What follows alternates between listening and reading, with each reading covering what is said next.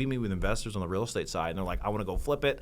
I say, look, if you don't have the cash right now to pay for it, right? If you don't have your crew who's going to come in here and do it right now, and maybe half the materials just sitting somewhere that you got free from another job that didn't do it, you're not going to make any money off this, because that's who you're competing against, is these guys who do this and have it, and they're going to come in and bid at $120,000, and you're going to say, how the hell are they doing it for $120,000? And it's like, because they're going to go do it this weekend. Is that the advice you'd give, like, for anyone who is trying to get into the flip game? Let's say, I personally don't have any intention or inclination to go into house flipping, but let's say I did. Yep. Like, what would I need to get started if I wanted to make that a good, let's just say, side hustle, for lack of better words? Yeah, side hustle. So I would tell you to buy a house, fix it up yourself, and rent it.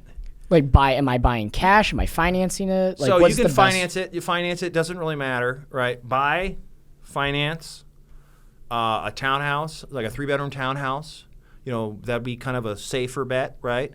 Something for a family, and rent it, right? Rent it for a year. Rent it for a year or two, and just that's a good place to start.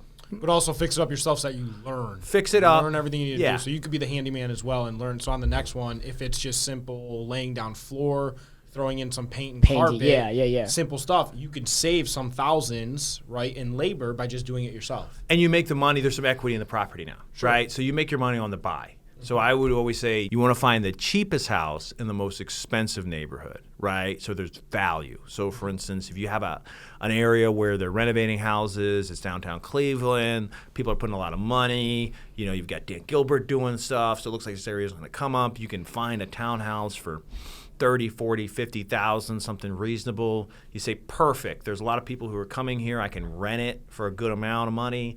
I can make money as a rental. I'm going to buy it.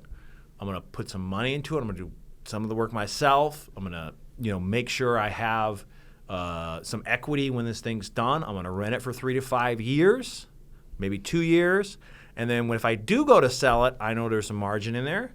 If I decide, hey, I want to keep it, maybe buy another property, well, then at least I have some experience. It's not in some huge rush.